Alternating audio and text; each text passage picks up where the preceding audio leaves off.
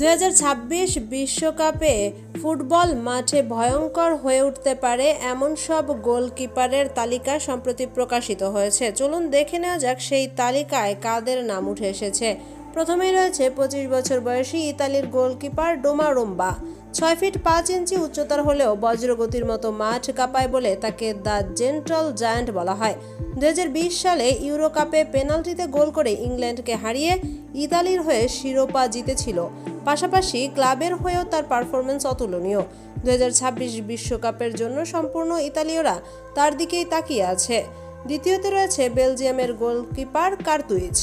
Real মাদ্রিদের হয়ে তার খেলা সবসময় মাঠ কাঁপানো হয়। প্রতিপক্ষের কাছে কার্তুইজ নামটাই এক আতঙ্ক।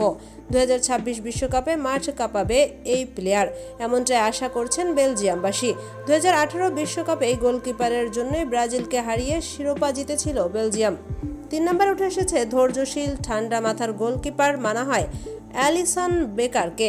ব্রাজিলের এই গোলকিপার যে কোনো পরিস্থিতিতে মাথা ঠান্ডা রেখে দলকে কয়েকবারই শিরোপা জিতিয়েছেন।